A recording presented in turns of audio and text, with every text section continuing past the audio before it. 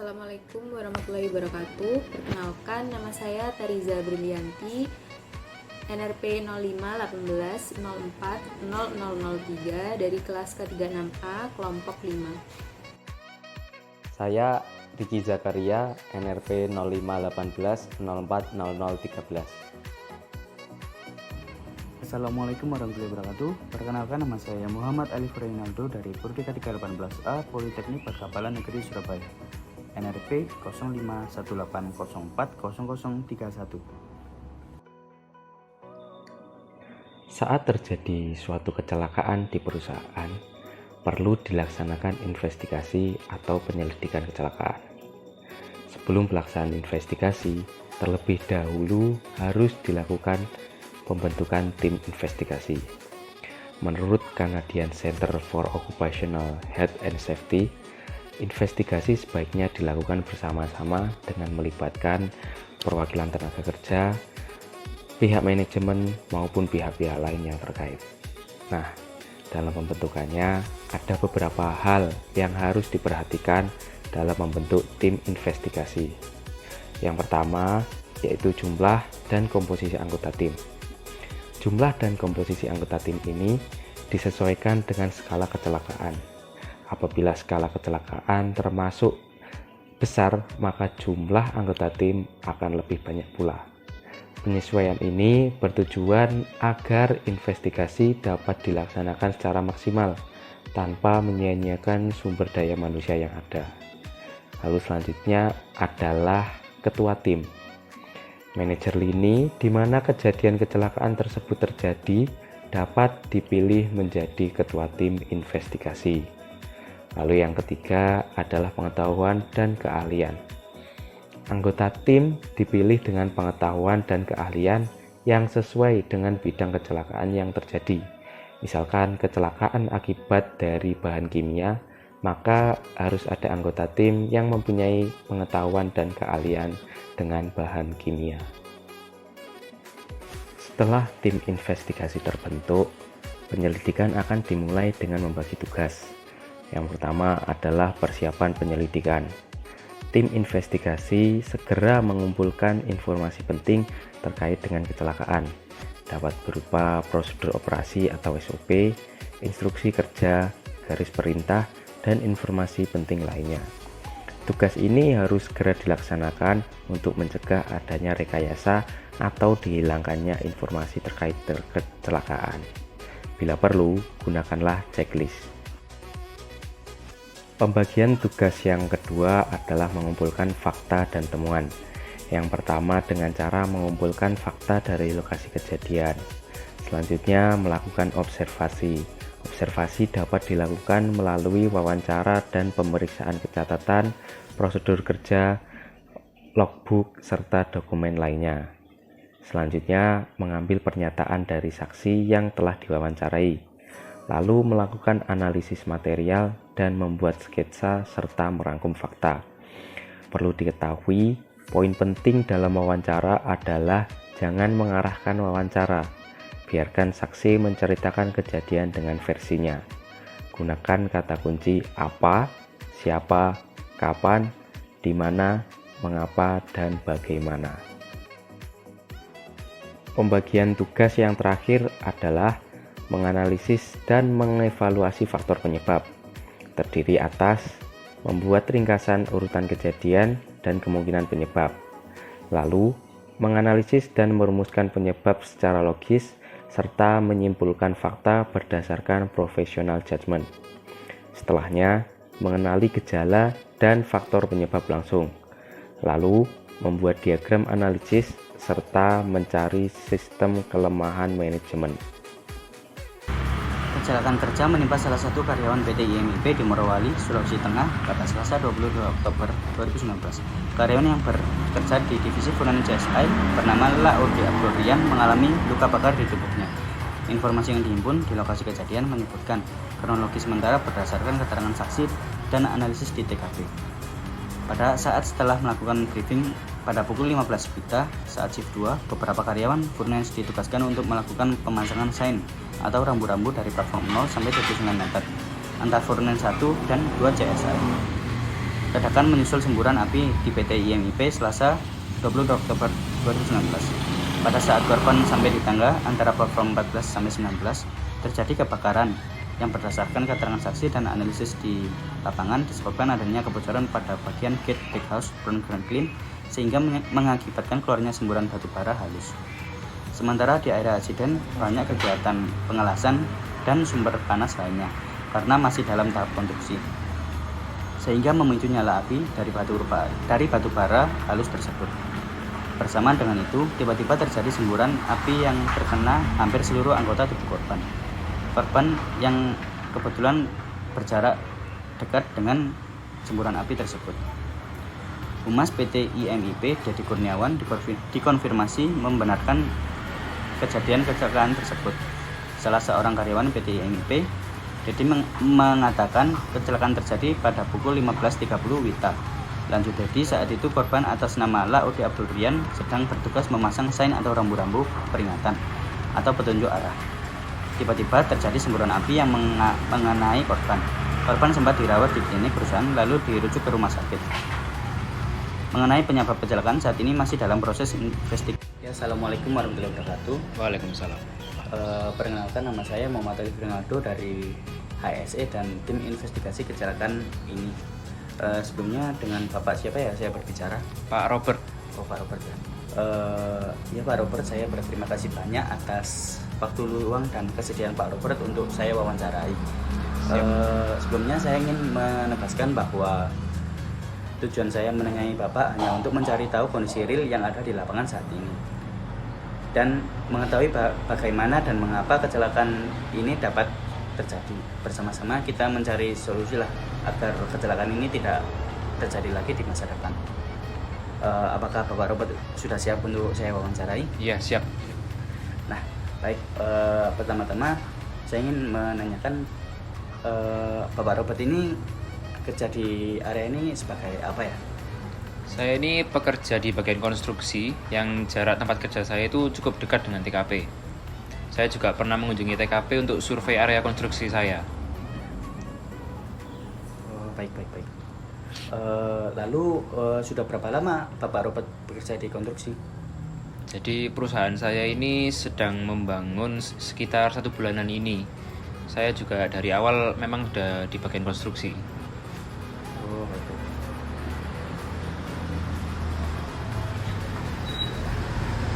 Lalu apakah Bapak Robert bisa menceritakan bagaimana lingkungan kerja yang ada di tempat ini? Oh ya, bisa sih Mas. Saya itu masih ingat teman-teman di sana itu ngelas buat kepentingan konstruksi. Jadi udah pasti area yang ada di sana itu lebih panas daripada area yang lain. Untuk lingkungan kerja sebenarnya juga cukup bersih menurut saya. Bersih ya. Berarti untuk safety K3-nya udah jalan ya di perusahaan ini? Ya, udah pasti. Untuk manajemen K3-nya udah berjalan juga kah? Setahu saya sih memang udah berjalan. Sudah berjalan. Siap.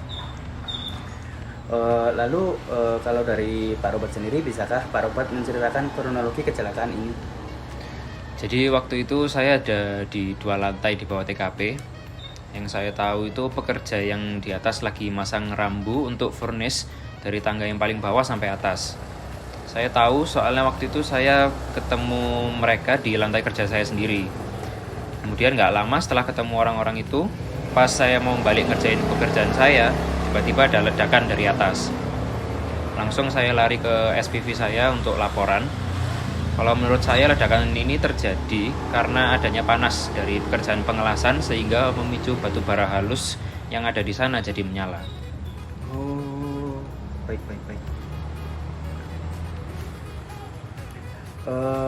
Mungkin sekian dulu untuk wawancara saya. Mungkin kalau nanti Pak Robert ada tambahan penjelasan atau bagaimana bisa langsung menghubungi saya aja. Ya, baik. Nah, terima kasih untuk waktu luangnya Pak Robert. Mohon maaf bila saya ada salah kata. Ya, wassalamualaikum warahmatullahi wabarakatuh. Waalaikumsalam.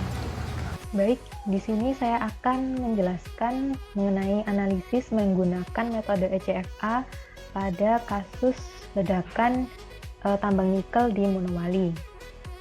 Untuk tahap pertama, analisis menggunakan metode ECFA adalah memasukkan kronologinya ke ECF chart.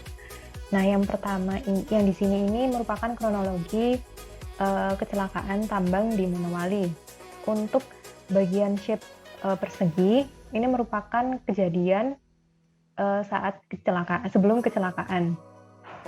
Untuk shape yang oval atau elips ini merupakan kondisi yang mendukung adanya kejadian tersebut atau kecelakaan tersebut, dan untuk bentuk belah ketupat ini merupakan accident event-nya.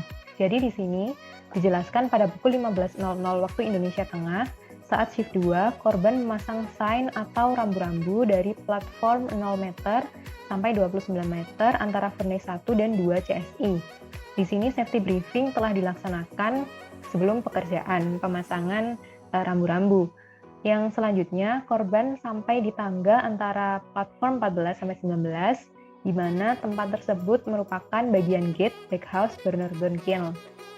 Nah, pada tempat ini terdapat pekerjaan pengelasan dan panas lainnya, serta tidak dilengkapi SOP mengenai keluar masuk area burner gun kiln. Selanjutnya, untuk yang di bawah ini merupakan rekomendasinya dari kondisi tidak aman yang ada di elips bagian atas ini, yaitu dengan mengatur tempat kerja sehingga pekerjaan panas tidak didekatkan dengan bahan mudah terbakar dan membuat SOP mengenai keluar masuk area burner gun kiln. Kemudian kronologi selanjutnya, terjadi kebocoran di bagian gate backhouse burner gun kiln sehingga keluar semburan batu bara halus, dan accident event-nya yang ditimbulkan adalah adanya semburan api yang mengenai hampir seluruh tubuh korban. Untuk kondisi tahap ketiga kronologinya, tidak ada cover atau penutup pada pipa, dan tidak ada jadwal maintenance dan pengecekan rutin yang ada di perusahaan mengenai burner gun kiln-nya. Kemudian untuk rekomendasinya adalah dengan redesign instalasi dengan menambah barrier serta membuat jadwal inspeksi dan maintenance rutin. Kemudian di sini kondisi saat accident event-nya terjadi, ini tidak ada cover atau penutup pada kiln, dan rekomendasinya adalah menambahkan barrier penutup pada kiln. Tahap kedua yaitu memasukkan ke ECFA worksheet. Worksheet yang pertama merupakan equipment or material problem. Di sini worksheet-nya adalah seperti ini. Untuk worksheet yang pertama ini, pada kasus ini adalah applicable dengan penyebabnya adalah 1A, subkategori 1A yang berarti defective or failed part, di mana adanya bagian yang rusak atau gagal, berupa adanya bagian pipa yang bocor sehingga keluar semburan batu bara halus. Untuk penyebab ini merupakan direct cause atau penyebab langsung dari adanya kecelakaan ini. Untuk recommended corrective action-nya berupa pembuatan jadwal inspeksi dan maintenance pipa secara rutin. Untuk worksheet yang kedua adalah prosedur worksheet. Di sini worksheet ini applicable untuk kasus ini dengan penyebabnya ada di subkategori 2A dan 2B. Dengan 2A merupakan contributing cause-nya berupa adanya pekerja pengelasan yang tidak mematuhi larangan bekerja dekat tempat pembakaran batu bara. Dan penyebab yang kedua dengan subkategori 2B adalah lack of procedure atau kurangnya prosedur, berupa tidak ada prosedur yang mengatur tentang keluar masuk orang di area backhouse burner gun kiln. Untuk recommended corrective action-nya dengan cara mensosialisasikan bahaya pekerjaan las yang dilakukan dekat sumber api, mengkomunikasikan SOP pekerjaan las kepada pekerja, memberikan safety sign di area tersebut, mempertegas pengawasan pekerjaan las dan di area gate backhouse burner gun kiln dengan memberlakukan shift, Dan yang terakhir adalah membuat SOP untuk pekerja selain operator yang keluar masuk di area gate backhouse burner gun kiln. Untuk worksheet yang ketiga adalah personal error worksheet. Di sini worksheet ini applicable dengan subkategori penyebabnya adalah 3B, yaitu inattention to detail dengan rating contributing cause. Arti dari subkategori 3B ini, pekerja pengelasan tidak memperhatikan bahaya bekerja di dekat tempat pembakaran. Untuk recommended corrective action-nya berupa mensosialisasikan bahwa adanya bahaya pekerjaan las yang dilakukan dekat sumber api dan mengkomunikasikan SOP pengelasan. Untuk worksheet yang keempat, applicable untuk kasus ini berupa design problem worksheet. Dengan ratingnya adalah contributing cause dengan subkategori 4B, inadequate or defective design, di mana artinya desain yang tidak memadai atau cacat. Hal ini ditunjukkan karena tidak adanya barrier yang melindungi pipa yang bocor tersebut sehingga langsung mengenai pekerja yang kerja di situ. Untuk recommended corrective action-nya dengan cara memberi barrier berupa cover yang menutupi pipa sehingga jika pipa bocor tidak mengenai pekerja secara langsung. Untuk worksheet yang kelima juga applicable, yaitu worksheet training deficiency worksheet.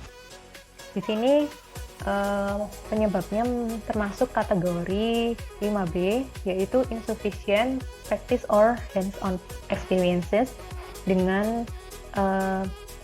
termasuk contributing cost. Di sini pekerja konstruksi yang melakukan pengelasan berasal dari luar perusahaan di mana ia bekerja, di mana perusahaan ini merupakan perusahaan tambang dan area tersebut dekat dengan pembakaran. Untuk recommended corrective action-nya dengan memberikan refresher training. Untuk yang keenam juga worksheet-nya adalah termasuk applicable, yaitu worksheet management problem. Di sini terdapat dua penyebab yang dikategorikan pada kategori 6A, yaitu inadequate administrative control yang termasuk direct cause, berupa kurangnya tanda-tanda peringatan dan kurangnya prosedur. Serta yang kedua termasuk penyebab inadequate supervision 6C yang termasuk contributing cause, berupa tidak adanya pengawasan untuk pekerjaan las dan di area gate backhouse burner gun kiln. Untuk recommended corrective action-nya dengan memberi tanda larangan pekerjaan las dekat area pembakaran, membuat SOP untuk bekerja selain operator yang keluar masuk di area gate backhouse burner gun kiln, serta mempertegas pengawasan pekerjaan las dan di area gate backhouse burner gun kiln dengan memberlakukan shift. Untuk worksheet yang terakhir yaitu external phenomena worksheet. Di sini worksheet ini applicable untuk kasus ini dengan penyebabnya adalah kategori 7A yang merupakan contributing cause, yaitu weather or ambient condition, di mana area platform 14 sampai 19 ini memiliki kondisi lingkungan yang lebih panas dari platform yang lain. Untuk recommended corrective action-nya adalah dengan menambah sistem pendingin pada instalasi mesin atau pipa tersebut, merupakan ringkasan menggunakan metode ECFA ini. Di sini terdapat dua direct cause, yaitu adanya pipa yang bocor sehingga keluar semburan material batu bara halus dan kurangnya administrative control seperti tidak ada rambu bahaya dan prosedur pengawasan untuk pekerjaan las dan di area platform 14-19 yang menjadi bagian gate backhouse burner gun kiln. Untuk root cause-nya ada pada prosedur problem. Kemudian untuk contributing cause-nya ada 6 pada prosedur problem, personal error, design problem, training deficiency, management problem, dan external fenomena yang ditunjukkan pada gambar berikut ini. Dari penjelasan direct cause, root cause, dan contributing cause, maka tindakan perbaikan yang dapat dilakukan ada dua. yaitu menggunakan engineering control dengan memberi barrier berupa cover pada pipa, serta yang kedua adalah administrative control dengan membuat jadwal inspeksi dan maintenance pipa secara rutin, memasang safety sign, membuat SOP tentang izin keluar masuk area risiko tinggi, dan yang terakhir adalah melakukan pengawasan di area kerja dengan risiko tinggi. Sekian presentasi dari kelompok kami. Terima kasih atas perhatiannya. Wassalamualaikum warahmatullahi wabarakatuh.